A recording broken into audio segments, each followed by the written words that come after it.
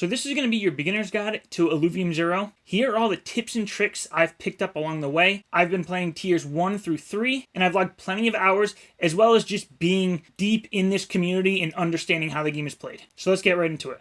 So you can see what I'm going to talk about here on the right side. I would stick around towards the end because there's some important stuff about blueprints that I want to tell you. And also, if you're wondering, I'm actually not playing the computer version right now. I have it on my iPad. I just like it so much better on the iPad. It's so much easier to get around. So to start, you can see I am playing 4 plots, a tier 3, a tier 2, and 2 tier 1s. This last one is just a free to play, but it essentially functions the same way. So the first thing, builders. So each plot of land starts with 1 builder. You can purchase more builders. The first builder for each plot is 120 credits. The second builder jumps up to 400 credits. And then I'm not even sure what happens after that. But my recommendations would be if you have a tier 4 land, you should max out with the additional 3 builders. If you have a tier 3 land, you're perfectly fine with 2 additional builders. If you have a tier 2 land, 1 additional builder is definitely the way to go for that one. And if you have a tier 1 land, honestly, I would say you could probably get away with not having any additional builders, but having that 1 builder definitely helps. Before I go on, remember creator code Nijafe. If you go into your settings, put in Nijafe, that'd be great. Really helps me out a lot and motivates me to keep making more videos like this. So how do you want to focus your time and credits? It's all going to go to your highest tier first. And we'll start with the credits. So, yes, you can buy credits, but you're also going to get credits for leveling up your land. Now, if you have multiple lands, your credits pool together. So, for me, for example, I have the 4 plots of land, and every time I hit a milestone for a level, I'm getting credits, but I can go to any plot of land, and my total credits are in that top right corner. Now, because everything is more efficient and you can produce more on the higher tier lands, you really never want to be using your credits on the lower tiers. Keep that focus to the higher tiers. Now, again, that's outside of the builders that I recommended. But when it comes to speeding up production on anything, you should really just only be using it on your highest tier. And the same comes with time allocation. So if you're like me, I have the 4 plots. I'm a pretty busy guy. I can't just stay there and be rotating through everything and staying as efficient as possible. And I know some people out there have 7, 8, 9, 15, 20 plots. You're better off focusing your attention on those higher tier plots. And then as those get more optimized and efficient, then start working down to the lower tier plots. So let's say, for example, you have a tier 3 plot and a tier 1 plot. As you're building these up, if you're going to your tier 1 plot and you're losing efficiency on your tier 3 plot, like you're missing opportunities to claim fuel or to claim elements, then you're really hurting yourself more than helping yourself. So I would say focus on those top tier plots and really only move to the other ones when you know you have the time to do that. If you need to be building and collecting things, stay on those higher tier plots because what you're able to produce is exponentially more. I'm going to go through these next ones quicker if possible. So paths, these will help you decrease your build time and production time. So if you go to it over here, where are we? Path bonus, you can see right in the middle, it'll give you a percentage. Now this is my tier 3 plot and I got it down to a 6% decrease in that production time. I know on my tier 2 and tier 1s, I've only been able to get about 3% down. So those higher tiers might be able to get a better percentage. But the key thing is making sure that all your paths are connected in some way. You don't want anything, not connected from the rest. So let me see if I can give you an example here. So let's do this. If I go build paths, remove, and I remove here, see how it splits this lower part because it's not connected to the rest. So now the rest of these paths, everything touching it is now 5% faster, and this one area right here is only 1% faster. So always make sure it's all connected so that everything is getting the same bonus. All right, Nexus, upgrade whenever possible. So I know there's other similar games like this where if you haven't maxed out all of your production or your storage, sometimes you want to do that before you build up to the next, town hall, or in this case, Nexus. But here in Illuvium, whenever you get the chance, you want to upgrade that. I can't think of a scenario where you would want to start upgrading something else instead of the Nexus when you have that ability. And the main reason for that is that upgrading the Nexus allows you to build more buildings on your plot. Instead of increasing the levels on your converters, just upgrade that Nexus and then you can create more converters to make more fuel. So fuel and element sources. In the early game, a good thing to just think about, to try to stay pretty even with your extractors and converters, at least in the early game. And what I mean by that, let me go to a smaller tier plot that might make more sense. So let's see, tier 1. All right, so let's see. This one must have just upgraded. So I'm going to mine that. But what you can see here is I keep it pretty equal, as in I have 2 buildings that are producing carbon. I have 3 structures that are producing silicone, and I have 2 structures that are producing here and here that are producing hydrogen. And so where I am right now, seeing that I have 3 structures producing silicone, like the next thing that I build is not going to be another thing to build silicone. It's going to be either to extract, hydrogen or carbon. Now, this makes more sense when you do get to a higher tier. So we will go back to this one.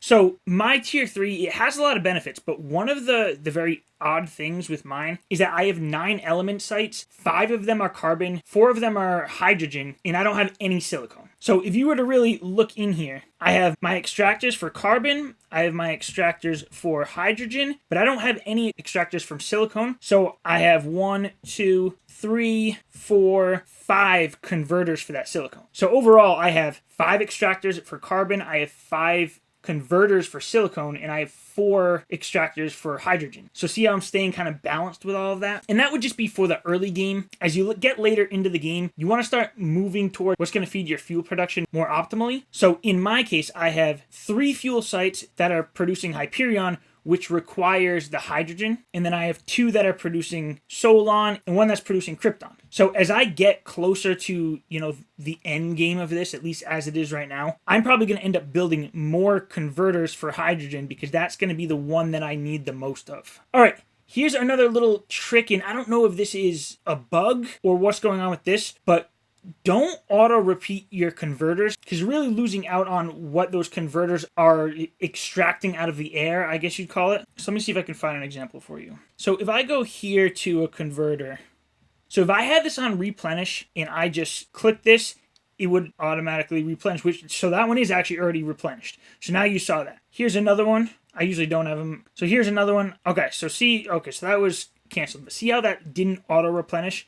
Now I can click into it again, and then if you see, you can click into it again. If you see down below, it says collect. So there's more to collect from just what it passively generates, and that doesn't seem to be automatically collected. Okay, so next up, storage. Now, even if you've maxed out your storage, continue to collect those resources. Again, let me see if I can give you an example. Nope, in this case, I'm not maxing out.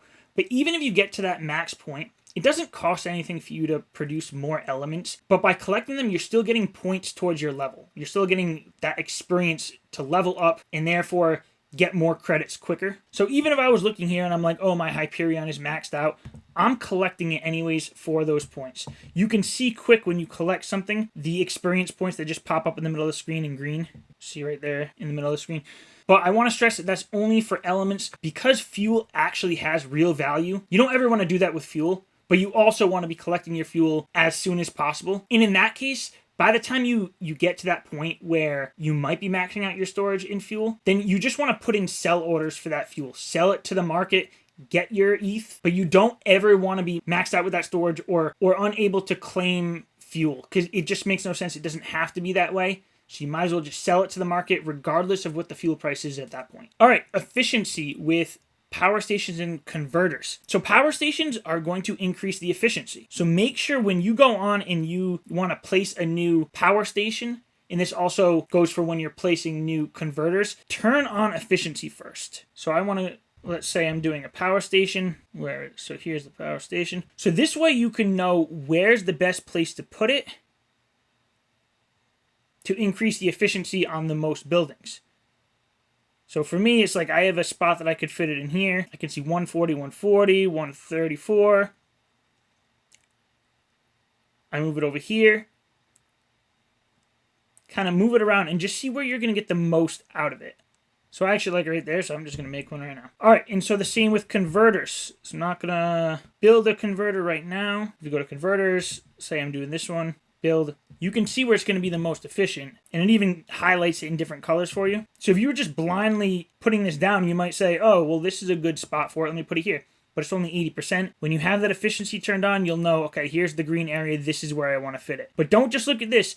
Keep in mind all of the other structures around it, because you might be getting higher efficiency on this building here, but you might be decreasing it on the nearby buildings. All right, finally to blueprint scanning. If you've noticed, even on my tier 3 plot of land here, I don't have any scanners or material labs built yet, and that's not because I don't want to search these blueprints. It's because if you plan on transferring your land back to self-custody, there are some things that will get lost. At least we're not too clear yet, but we know some things like buildings will stay. Credits are tied to your count, so that will stay. But there are certain things such as the biodata and possibly unminted blueprints that if you transfer, those get reset. And also when you're transferring, you're likely to lose the fuel and the resources that you have on your land. That's not such a big deal because before you go to transfer it to that self-custody, you sell off all your fuel or you just use as much as the resources as you can. But you don't want to be losing those blueprints. And if what I'm talking about right now is confusing at all, there was an issue with IMX not being ready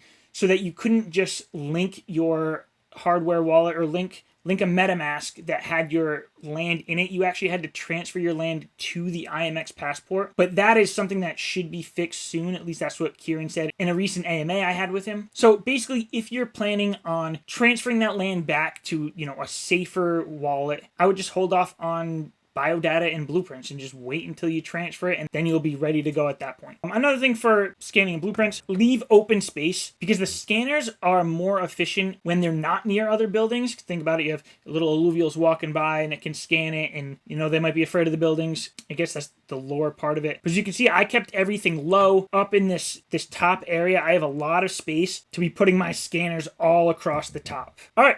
And lastly, have fun playing this. I've been getting a lot of DMs about people wanting to, be as efficient as possible with their land. And I'm guessing if you watch this video and you got to this point, you're in that same boat. You want to be efficient. And we all want to be efficient, but don't let it stress you out. Just continue chugging along. The returns you're going to get from playing your land and selling your fuel, as long as you're actually playing it and not just letting the NFT sit, those returns are going to be based more off of the overall revenue that Illuvium is bringing in and increasing the paying players to Illuvium. Because as a landowner that sells fuel, you're just getting a portion of 5% of that revenue. And we just started out, so if you expect more players to be coming in and paying down the road, then being perfectly optimized right now is going to mean so little, over these next couple weeks versus a couple months from now when your land is probably at, a very mature, efficient place. That's it for this video. Again, use my creator code. I'd really appreciate it. It's just Nijafe, Nijafe. Like this video, subscribe down below, and I'll catch you in the next video.